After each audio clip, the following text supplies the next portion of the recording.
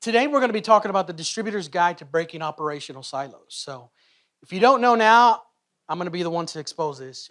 Each and everybody here, you guys have silos in your business. We just call them differently. But before we go into that, what are some of the silos that have grown accustomed to seeing, right? We've seen these on the road, right? They hold grain, they hold wheat. That's a type of silo, right? My favorite one is the next one.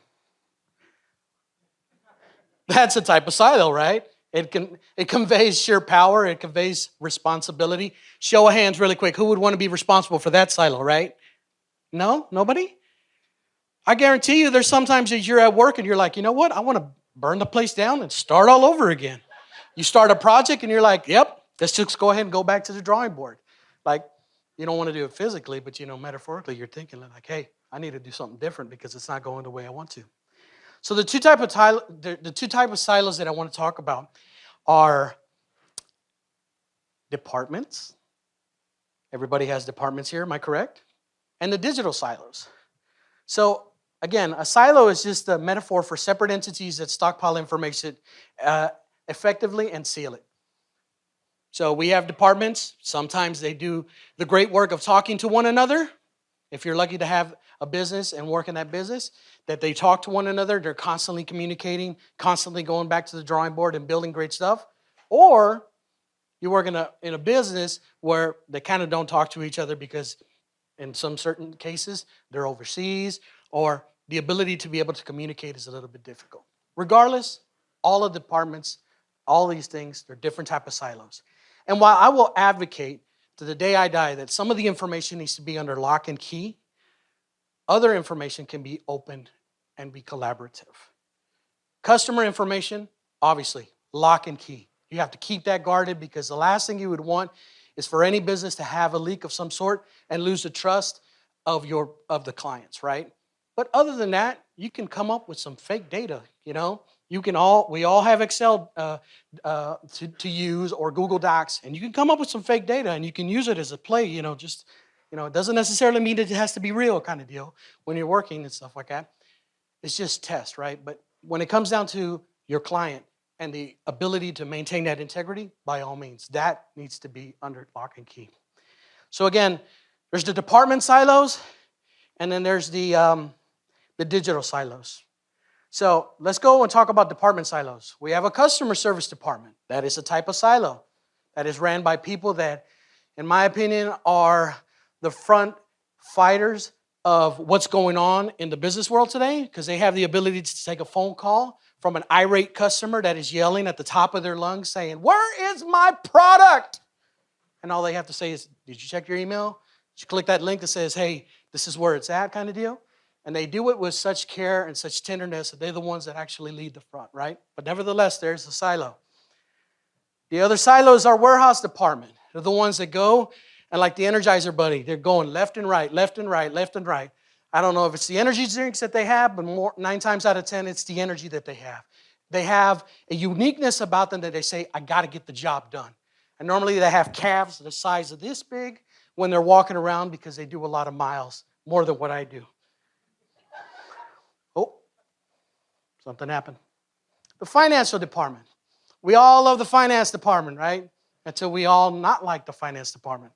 We go and we knock and we say, hey, we need maybe $100,000 for this new project, right? And they're like, do I know you? Do you work with us? I've never seen you before. And you're knocking at their door and say, hey, we got this new project. The CEO wants us to go ahead and start off this thing, called eCommerce. And all of a sudden they come along and say, no entiendo. No hablo inglés. They'll close the doors on you really quick, right? Nevertheless, it's a different type of silo. The awesome and wonderful IT department. Who takes care of IT in this building right here? Really? Show of hands. Say it proud. No, stick up your hands real quick, real quick. Look at all these people. Amazing. You get to deal with all of those other departments all by yourself because you have to do everything with the customer service department, the warehouse, the finance department. And if you're lucky, this is my favorite, the legal department. I got somebody who loves the legal department. But in actuality, those are the people that watch your back, right? They want to make sure that you succeed under the boundaries of the company culture. So all of these are different type of silos that we face on a constant basis. So The magic behind it is to be able to get from point A to point B or to get to the Super Bowl every year with people that sometimes are well guarded. If you are just like me, there are certain things that I don't want you to know about me. Why? Because I don't want you to know about me. I'm imperfect. But in working together, sometimes we have to bring down those walls and be able to say, you know what? Let me share a little bit about myself. Let me tell you where I come from. Let me say what I'm doing. My professionalism is not questioned because I'm sitting here alongside you. I'm in the ranks. I'm with you and I'm working with you. So how do we go through that? I remember one case when I was in my previous role. I joined and they were in the middle of changing out their CMS, right? So they were going from a .NET environment over to a PHP environment. So that alone was just a scenario. So the visionary and CEO, he comes into the building and he says, okay, you know what? I got this idea. We're going to spend this much. We're ready to rock and roll. This is how we do it. So I'm fueled. I'm pumped. I'm ready to rock and roll. Team leads meeting that we have, I'm sitting there and I'm like, hey, who's up for this? And everybody's like, I don't see it. I don't want it. I'm too accustomed to what I've grown to. I don't want this. This is going to create pain point. And I understood that. So, sometimes we have to, pull tricks out of our hat and stuff like that and find the magic per se, the chemistry behind trying to find how to bring these silos, these individuals, these departments together easily. So one of the things that I did is I did what was considered the little bighorn effect. So if I had these 5 departments and one of them was kind of, hesitant to see the vision, I just got together with all of the other 4. And nobody wants to be on the inside of something that's happening, right? Nobody wants to be like, hey, I want to be out. No, they want to be part of a momentum. They want to be part of a growth. They want to be part of something that is bigger than themselves. But you create that momentum by just being able to say, look, this is where we're going and this is what we're doing. And that's what I did. As a result, everybody got in line. Some later than others, but nevertheless, it was the momentum that drove what we needed to. The other thing is what I would consider Moneyball. So, seeing as we're in Los Angeles, Brad Pitt made a movie a while back called Moneyball. And some people have seen it. I like that movie. It's about Billy Beane and how he had to basically take the, thank you. I wanted to see if somebody was paying attention, actually. That, and I had to grab my breath because I'm a little bit overweight. But anyways, he basically had to recreate himself with a budget that was really not in competitive modes. So how do many people here actually feel the same way? You have to take and build something without adding one more dollar to your budget. How many people have had to do that? Let's be honest. A lot of people have had to do that. So without it being able to hire anybody, without being able to do anything, what I did is I took the work and I compartmentalized it and I assembly lined it. So in other words, while each individual was doing whatever they were hired to, I just asked them, hey, can you do this one thing? And when they were done, it moved over to the next person.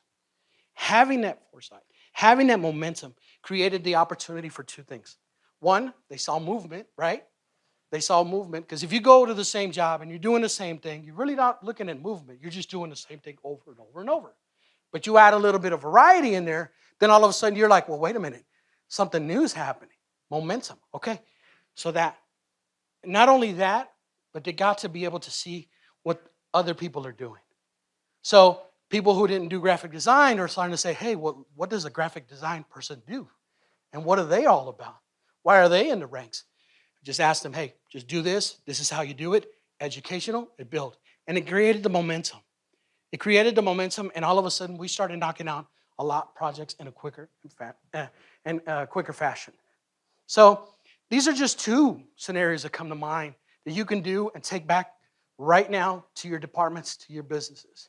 You can say, hey, 1, okay, all 5 departments, 4 of them are with us. That last one's not with us. All right, we love you, but we're going to go this way. 9 times out of 10, they're going to be like, you know what?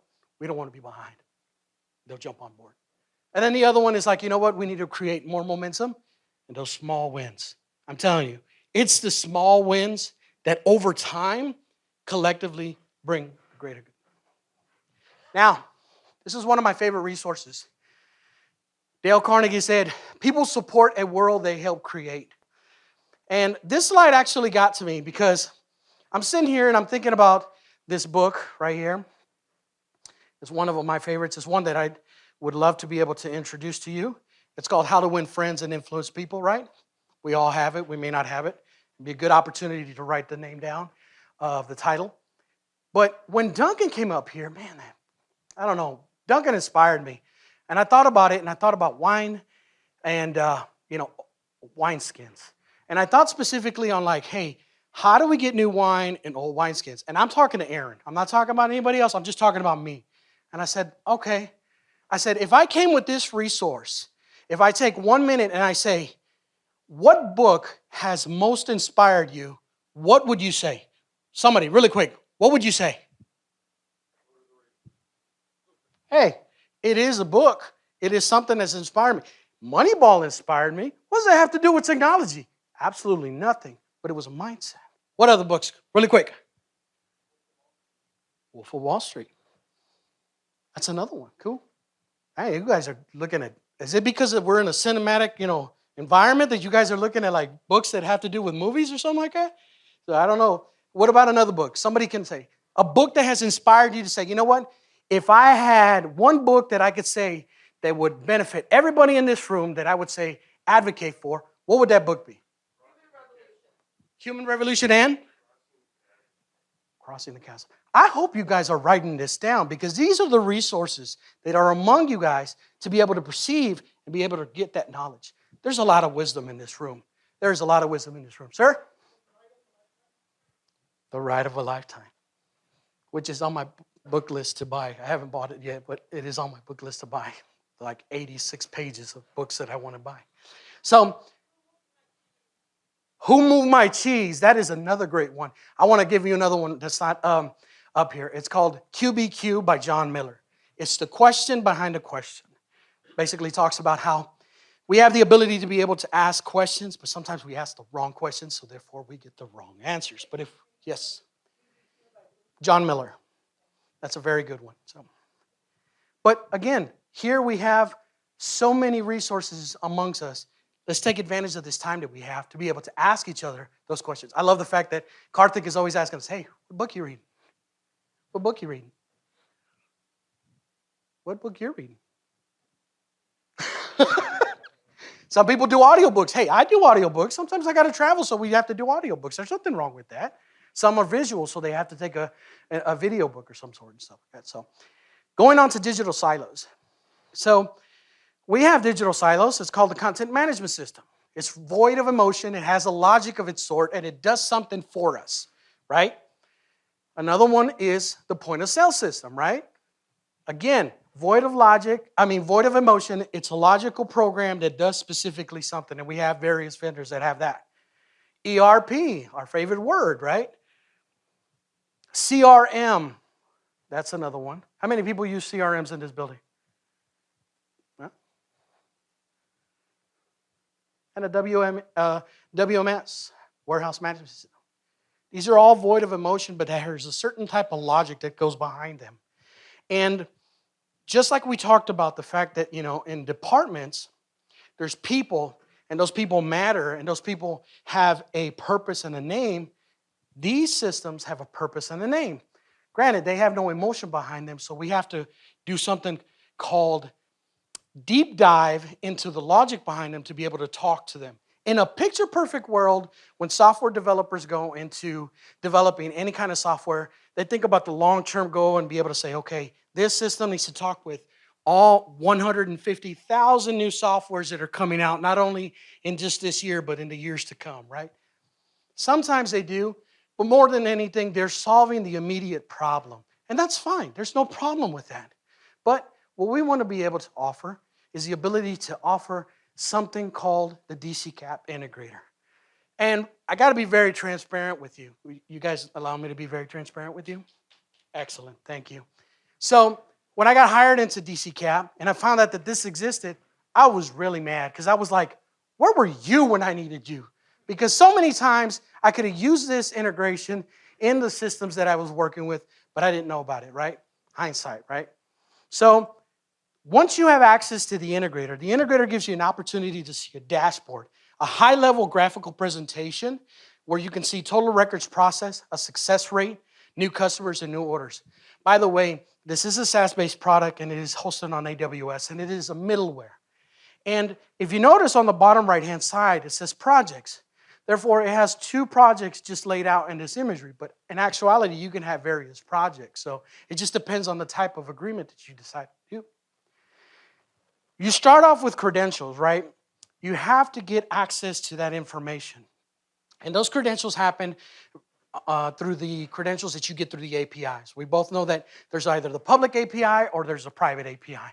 There's a private API, then obviously there's a little bit of more tokens that have to be taken into consideration for that connectivity to be able to happen. But once you have them all, and once you add the information in there, and you have successfully gone ahead check, you also see in the bottom there's a view log button. What I like about DCKAP is that we thrive on the aspect of the integrity. So if you were to click that, you were able to see behind the scenes specifically about what's going on. A time and date stamp specifically of what that system has done. Why is it so important? Because when you have that information, it gives you the opportunity to see where your pain point is immediately. Sometimes when you run systems, it doesn't throw up an error. It just says, you know what, it just doesn't work, right? And it's more frustrating because 9 times out of 10, when you need it to work, it tells you nothing. It is void of that logic. And then you have to call somebody, and you have to say, hey, John, which hopefully nobody here is named John, but John, I have an issue, and I need you to spin up a ticket in order to have one of your developers figure out what's going on. As soon as you click, you have lost almost all control about what happened. You're hoping and praying that your boss doesn't come in and say, is it fixed? Right? You're waiting for John to give you a call back so you can say, oh, you know what? Yeah, it is fixed. The integrator allows you to be able to have a dashboard instance of what's going on. So through pipes and scheduling, you're able to go ahead and systematically add the way the data synchronization is happening. You have the capability to be able to do it in either batch or scheduling, which means that if you have a scheduling and it's a dynamic scheduling, the moment an action is taken care of, the very next action is already going to happen. You don't even have to worry about that. So that's awesome. But there are instances where you say, you know what, I want it to happen at a certain level or at a certain hour, right? I don't want these actions to happen during my business hours because why am I bogged down the system, et cetera, et cetera. I want it to happen because I need the full range of the information that it's going to transport from one source to its destination at a certain time. Who remembers waking up at like 5 o'clock in the morning to run a system for their company? Yeah, it's happened. It's a pain in the patoot, right? I wouldn't want to do that anymore. Automation has added the ability to be able to do that, but you still nevertheless want to have the opportunity to be able to have that power to decide what you want to do. So digital mapping is when we get basically the tentai, what I'd like to call the digital tentai, from one scenario source to another tentai and basically talk to one another. Again, forward-thinking software developers are thinking, hey, a SKU is a SKU. That'd be great in a picture-perfect world, but not every time it's like that. You might have a scenario where a SKU is called an item ID in one system. An item ID is not going to understand SKU unless you actually give it the logic to be able to say, this is what this is. Then at that point, you begin that digital mapping and be able to create that functionality so it can do that. And the beautiful thing about this is that it has drag and drop capability. So at any moment, you can just drag from left-hand source on there and drag and drop on the right-hand source, from source to destination. Gives you the opportunity to import. So if the file is already set where the system can receive it, you can just import it, set it, and forget it. How many remember those commercials, right? The other opportunity is the export.